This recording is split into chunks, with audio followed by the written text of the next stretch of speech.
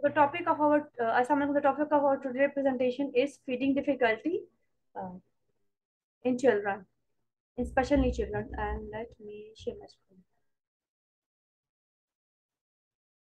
आ रहा है आप लोगों को नजर?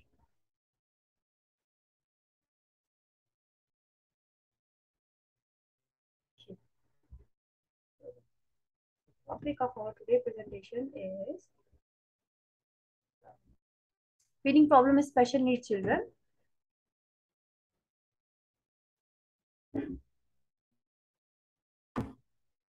Okay. So थोड़ा सा इसके टाइप को डिस्कस करते जो हम एज अ पेरेंट कह सकते हैं या एज अ और ओवरऑल देखें कि what could be the type जो कि the child is facing the problem. It could be picky eating means sometimes the child is like कभी वो ले रहा है कभी नहीं ले रहा. फॉर एग्जाम्पल पिकी ईटिंग से अपना बच्चा कहता है. ऑलरेडी मैं फीडिंग की आपको ज्यादा डेफिनेशन में नहीं दी, मैं टू द पॉइंट जाना चाह रही हूँ सो दैट जो इंपॉर्टेंट चीजें होती है वो डिस्कस हो जाए, हमारे उसमें ज्यादा टाइम ना लगता है. ठीक है. पिकी ईटिंग में ऐसा होता है कि बच्चा कभी कभार कोई चीज खाता है कभी चीज नहीं खाता. अक्सर पेरेंट्स कहते हैं कि मेरे बच्चे ने जो है फलानी चीज खाई है, फलानी चीज नहीं खाता अपनी फेवरेट चीज. फॉर एग्जाम्पल अगर बच्चों के केसेस में एग्जाम्पल दें हम लोग तो दे लाइक बर्गर्स पिज्जा, वो चीजें ज्यादा शौक से खा रहे होते हैं. और बाकी चीज जैसे फॉर एग्जाम्पल फ्रूट्स हो गए वेजिटेबल हो गए रोटी हो गई तो वो नहीं खा रहे होते. और हर चाइल्ड की अपनी वो कोई होती लॉजिक होती है और यू कुड से कि हर बच्चा अपने तरीके से इस चीजों को कर रहा होता है या हर बच्चे की अपनी पसंद होती है. ठीक है. So next is food facility. Means कि बच्चा खाते हुए चीज फेंक रहा है या बहुत ज्यादा उसने गंद कर दिया और प्रॉपर मुंह में नहीं लेके जा पा रहा है. फूड रिफ्यूज मीन बच्चा बिल्कुल रिफ्यूज कर रहा है खाने से, बेशक उसको भूख भी लगी हो. पेरेंट्स अक्सर मुझसे क्या मुझे बताते हैं, मैंने there call there talking to me, मैंने दे कॉल में दे सेड दैट कि बच्चे ने जो है बिल्कुल खाने से इनकार कर दिया. मतलब पूरा दिन गुजर गया बच्चे ने कुछ नहीं खाया, जस्ट बच्चे ने थोड़ा सा लिक्विड लिया थोड़ा सा मिल्क लिया लेकिन बच्चे ने बिल्कुल खाने से इनकार कर दिया. The next is food food neophobia. It means कि बच्चा कोई भी नई चीज नहीं खाता, उसका रिफ्यूजल होता है, उसको खाने से मना कर देता है. और उसकी ये होती है कि एक रूटीन होती है कि उसने वही चीज बार बार खानी है, उसने नया फूड को ट्राई नहीं करना. So restricted variety of food. It's again कि फॉर एग्जाम्पल कुछ बच्चे जैसे कहते हैं कि बिल्कुल या तो सिर्फ फ्रूट खाएंगे फ्रूट नहीं खाएंगे, सिर्फ रोटी खाएंगे रोटी के अलावा कुछ और नहीं खाते. या फिर समटाइम फ्यूचर जंक फूड में भी कोई एक स्पेसिफिक चीज होती है जो वो खाना पसंद करते हैं, या कोई चिप्स या इस किस्म की कोई चीज होती है जो वो सिर्फ खाना पसंद करते हैं, उसके अलावा वो खाना पसंद नहीं करते. या कभी कभार इस वैरायटी में दो या तीन चीजें भी आ सकती हैं. ठीक है. Next is food fat. Limited access of a variable appetite. Limited excessive और वेरिएबल एपिटाइट. ओके. समटाइम ऐसा था कि बच्चा जो है जो चीज हम उसको दे जिसको जिसको उसको प्रोवाइड कर रहे होते हैं उसमें या जैसे फॉर एग्जांपल दो तीन आगे these things are kind of mix, एक दूसरे के साथ ओवरलैप भी करी होती है चीजें. For example prolong meet at disruptive meal time. So it means that जब भी कोई बच्चा खाना खा रहा होता है तो या तो ऐसा करता है कि बहुत देर लगा देता है वो खाना खाने में. फिर इस दौरान ये भी होता है कि समटाइम बच्चे के मुंह में कोई भी चीज होती है, कोई आपने उसको नवाड़ा दी तो बच्चा मुंह में रख के ऐसा ही बैठा रहता है, नहीं खाता. अक्सर उसका मुंह भी खुला तो उसके मुंह से ड्रोलिंग भी हो रही होती है. और उसको ये नहीं पता कि पहली बात उसने फूड को च्यू करना है, उसे उसको सक करना है, या बच्चे ने च्यू करना है इसको सक करना है, या उसको अंदर इनगल्फ करना है. उससे क्या करना है फूड के साथ. तो the child don't know what is suppose to do with the food. और उसके मुंह में ही रहते हैं और जिसकी वजह से बहुत देर मुंह में रहने की वजह से बच्चा मुंह से बाहर चीज निकाल देता है और उसके अलावा उसके कपड़े भी बहुत ज्यादा गंदे हो जाते हैं. सो डिस्टर्बिंग मील टाइम भी कभी बार बच्चा कभी किस टाइम खाना खा मांगता है कभी किस टाइम खाना मांगता है, या अक्सर ऐसा होता है खाने से पहले से बीच में कोई स्नैक खा लेते तो वो खाना नहीं खा रहा था.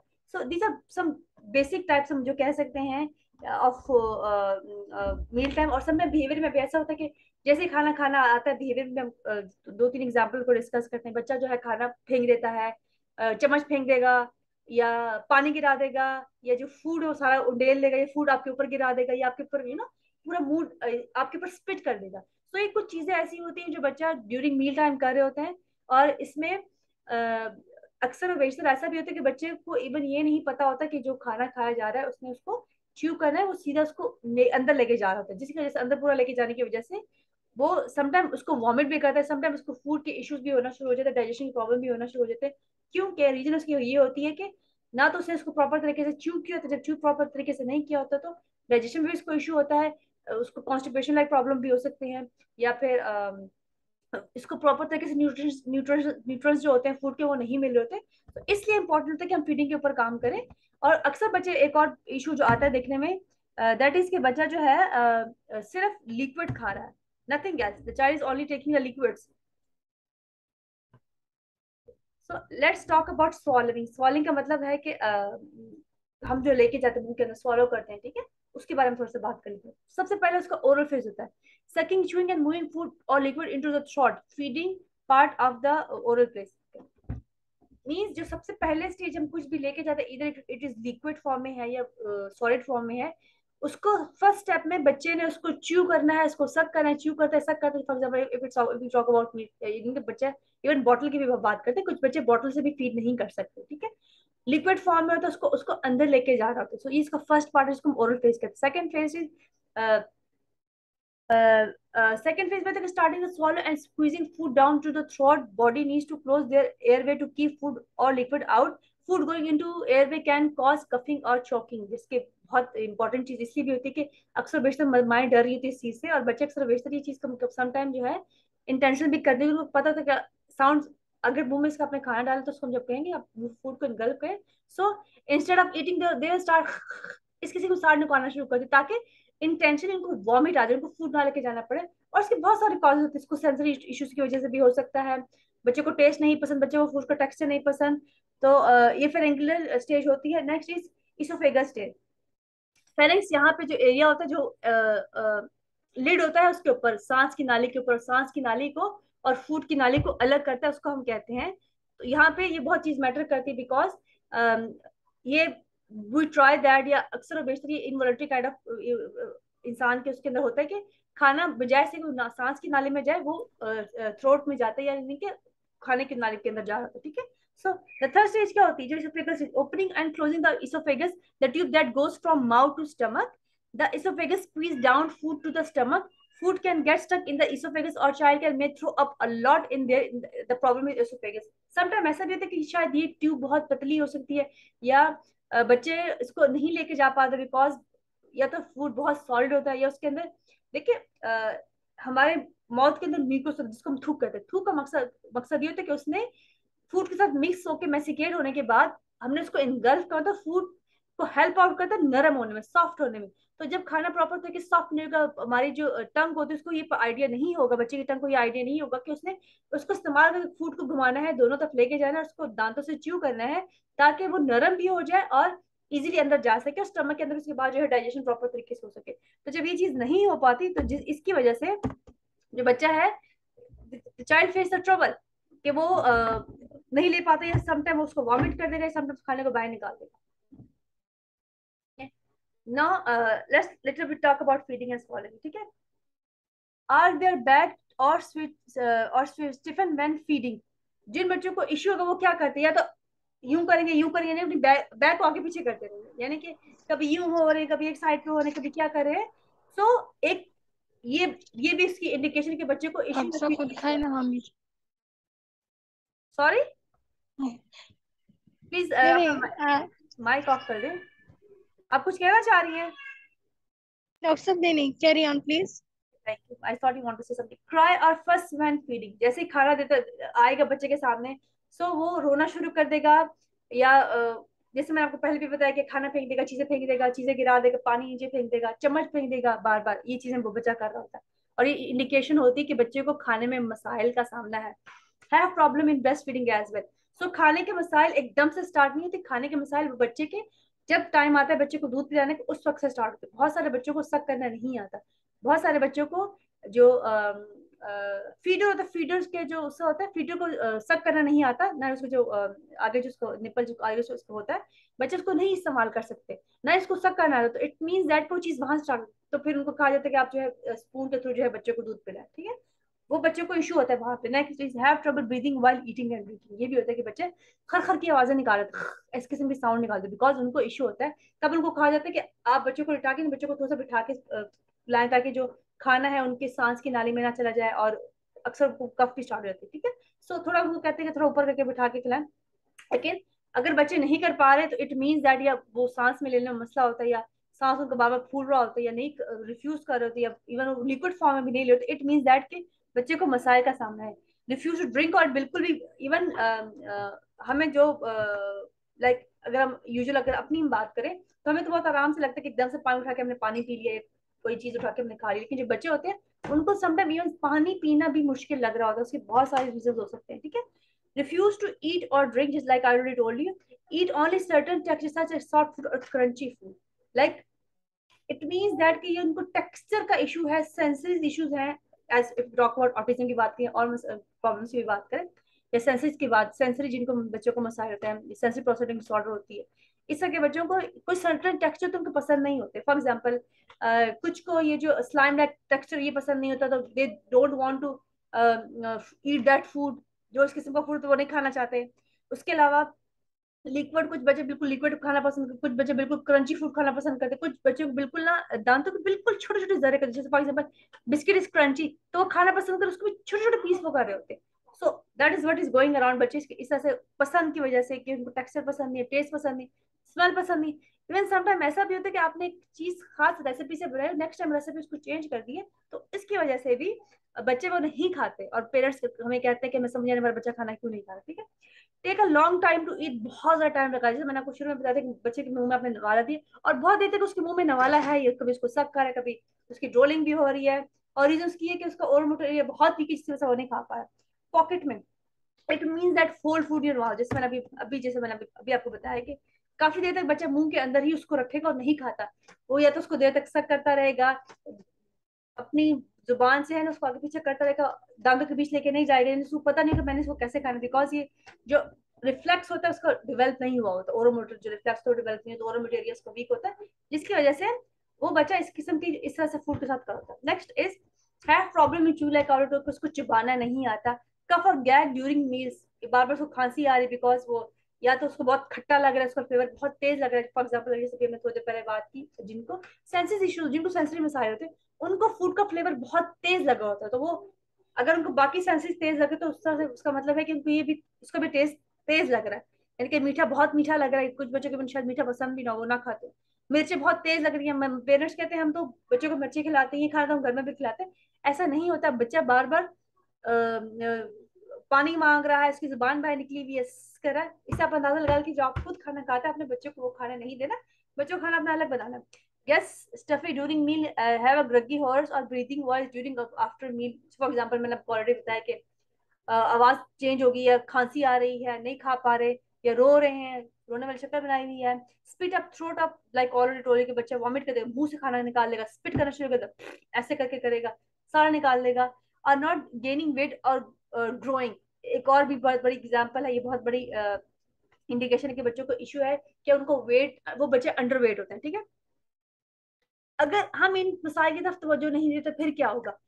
डिहाइड्रेशन एंड पोर न्यूट्रिशन, जैसे हमने पहले बात की, बच्चे का वेट बहुत कम रह सकता है, डिहाइड्रेशन हो सकती है इस बच्चे को. ठीक है, फूड और liquid going into airway called aspiration, मतलब वो खाना जो है समटाइम ऐसा होता है कि उसके सांस की नाली में भी जा सकता है. ठीक है, फिर है कि लंग्स इन्फेक्शन भी बच्चे को हो सकता है इसकी वजह से. ठीक है, फिर है कि having negative feeling about eating, sometime बच्चों की बहुत ज्यादा नेगेटिव एसोसिएशन. देखिए जब हम थेरेपी करते हैं तो समटाइम ऐसा होता है कि हमने बहुत सोच समझ के कुछ चीजें करनी होती है. जैसे फॉर एग्जांपल अगर कुछ बच्चे, जैसे फॉर एग्जांपल एक talk about child with autism, आपको केस मेंशन करती हूँ यहाँ पे, उसने उसको एक टीचर पसंद नहीं थी और इत्तेफाक टीचर ने उसको कुछ बोला and the child don't lock, I don't scold के कुछ किस्म का किया, टीचर ने रेड कलर के कपड़े पहने हुए थे. ठीक है, फिर उस बच्चे ने हर तरह की रेड चीज से नफरत सी डेवलप कर ली. The child don't like red colour of thing now, वो रेड कलर भी हो सकता है, रेड कलर के कपड़े भी हो सकते हैं, बिकॉज जैसे ही वो रेड कलर देखेगा तो उसको सेम फीलिंग आने शुरू कर देगी. तो we have to consider these factors के ये चीजें भी हो सकती है. ठीक है, सो फ्रस्ट्रेशन भी हो सकती है, एम्बेरसमेंट भी, तो बच्चे को पता है कि मैं नहीं खा पा रहा, या और चीजें भी हैं. ठीक है, so just because of that reason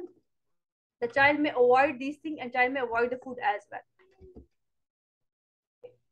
So क्या causes, अब now let's talk about causes. Okay, what could be the causes?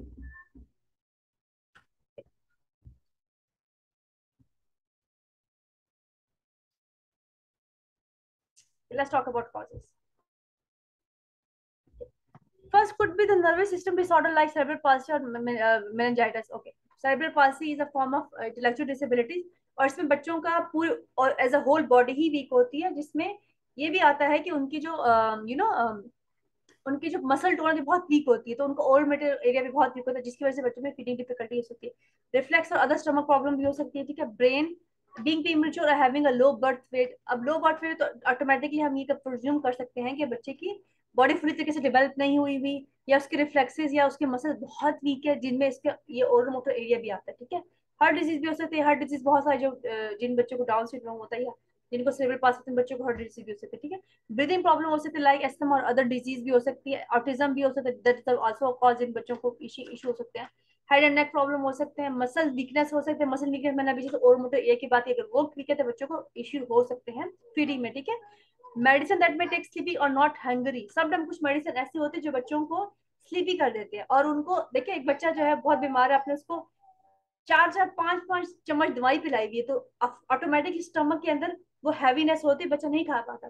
Sensory issues, मैंने डायबिटीज का सेंसरी प्रोसेस डिसऑर्डर की बात की थी, या तो बच्चों को टेक्सचर पसंद नहीं है, खाना जो बुखार है उसका कलर पसंद नहीं है, उसमें बहुत ज्यादा स्मेल है या कम स्मेल है, इवन जो आप जिस बोल में देते उसको वो बोल नहीं पसंद, वो कलर नहीं पसंद, बच्चे नहीं खाएंगे। या बिहेवियर प्रॉब्लम, या समटाइम वो कंडीशन भी हो सकती है जिसकी वजह से जो बच्चा है वो नहीं खा पा रहा। ओके, नेक्स्ट इज, ओके अब हम काम करेंगे तो हम कैसे काम करेंगे। सबसे पहले when we start working we have to take care that make the muscle of the mouth stronger। अब वो कैसे करेंगे, वो ओरो मोटर एक्सरसाइज होती है, जिसमें सबसे एक इजी एक्सरसाइज होती है, जैसे ये वाले हो गए, हमने मसल्स को क्लॉकवाइज और एंटी क्लॉकवाइज कर दिया। फिर मसाजेस होते हैं, बहुत सारे मसाजेस के थ्रू आप बच्चों को हेल्प कर सकते हैं। मसाज में जैसे फॉर एग्जांपल इंटरनल मसाज कर लिया, उसकी टंग का मसाज कर लिया, बहुत सारे मसाज की पिक्चर्स अवेलेबल आपके पास होंगे और आप उसके ऊपर काम कर सकते हैं, ठीक है।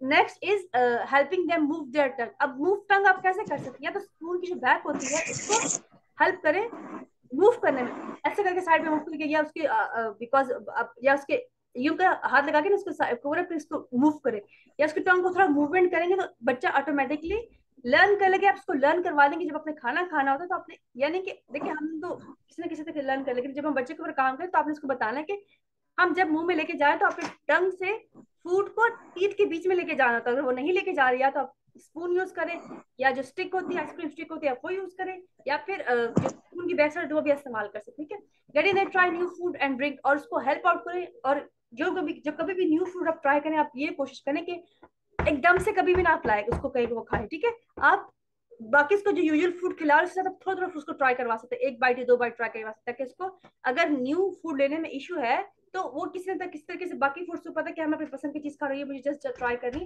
ताकि उसकी एक हैबिट डेवलप हो जाए, ठीक है। Improve how well they can suck on a bottle और drink from a cup also. तो बच्चे को हेल्प आउट करके देखें, और सबसे अच्छी एक्टिविटी जिसके अंदर होती है that is a massage, oral massage बच्चे का आप करें। फिर कुछ च्यूइंग ट्यूब्स भी अवेलेबल होती हैं जो कि हेल्प करी थी बच्चे को, okay। फिर आपने उनको help them how to breathe while second and swallowing, this will be वो इजी होगा उनको कि करें, और इसमें ऐसा है कि उनको कहें कि जो पहले खा खा लें, पहले की बाइट खा लें, उसके बाद अब उनको और खिलाएं। इवन अगर और एक और चीज भी है कि जब बच्चे को सॉलिड खिलाते हो, ट्राई आपने मैसिकेट करके देना, आपने उसको पहले प्यूरी बना के देना, उसके बाद आपको आहिस्ता आहिस्ता जो है उसको उसका जो है चंक्स में देंगे, ठीक है। Change food structure and liquid thickness to have to solve savoury, जैसे मैंने अभी आपको एग्जांपल दी कि शुरू में लिक्विड फॉर्म में बच्चे की तरफ जा रहा है, ठीक है। उसको जो फॉर एग्जांपल अगर हम फ्रूट की बात है, उसको बहुत हमने पहले मैश करके दे दिया, फिर हमने उसको आहिस्ता आहिस्ता बड़े बड़े चंक्स में देना शुरू कर दिया, और ये प्रोसेस स्लो है, डेली बेसिस पे है, ठीक है।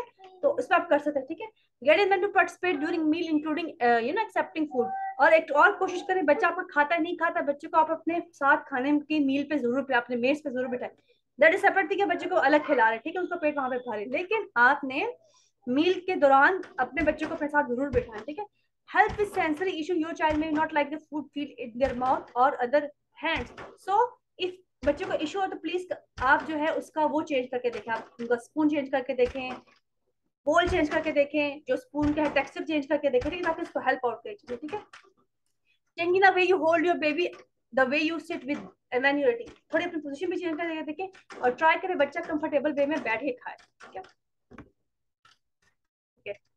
और अगर बहुत ज्यादा इश्यू हो रहा है तो आप क्या करें, आप किस हेल्प लेंगे, ओटी से हेल्प लेंगे, ऑक्यूपेशनल थेरेपिस्ट होता है, क्योंकि देखिए कुछ चीज ऐसी होती है जिनमें मेडिकल इंटरवेंशन चाहिए ही चाहिए होते हैं, जिनमें थेरेपिस्ट की इंटरवेंशन चाहिए चाहिए। अक्सर जैसे मुझसे पूछे भी, थोड़ी देर पहले भी मुझे एक मैसेज आया था जिसमें जो है मदर मुझसे पूछ रही थी कि मैं क्या करूँ, मैं क्या खुद स्टार्ट वगैरह कर दूँ। देखिए कुछ चीजें ऐसी होती है जहाँ पे थेरेपिस्ट की आपको हेल्प लेनी पड़ती है, ठीक है। तो आप जरूर जो है उनसे जाके हेल्प लें, और उनसे कहें कि आपको हेल्प है घर में जो उनका ट्रीटमेंट प्लान है अपने घर में कैसे उसको फॉलो करना है, ठीक है। नेक्स्ट इज न्यूट्रिशनिस्ट, आप न्यूट्रिशन की हेल्प लें, और ये पेडियाट्रिक्स आप इन सबके पास जाए। समटाइम ऐसे होते हैं कि बच्चे के बहुत सारे इश्यूज होते हैं जिनकी वजह से खाना नहीं खा पा रहे होते, जैसे हमने डिफरेंट चीजें मेंशन की हैं यहाँ पे, सेंसिटाइजेशन मेंशन किए हैं कि उसको एसएसपी के पास लेके जाए। फिर अगर उनको एक और इम्पोर्टेंट कंसिडरेशन यहाँ पे होता है कि बच्चे को उस चीज से एलर्जी है, तो एलर्जी की वजह से बच्चा नहीं खाएगा, क्योंकि आप उसको अंदर दे रहे हैं, यू डोंट नो कि what is going inside their brain, inside their stomach. और वैसे भी कहा जाता है कि जो स्टमक होता है that is your second brain. So वो अंदर जाके बहुत अफेक्ट करता है बच्चे को, तो आप उसको काइंडली उसको उसको चेक करवाएं for the allergies. Thank you. So that is end for today.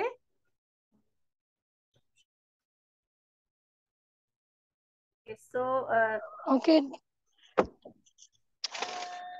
Sora. that was end for today. Let's start the question answer session. Okay.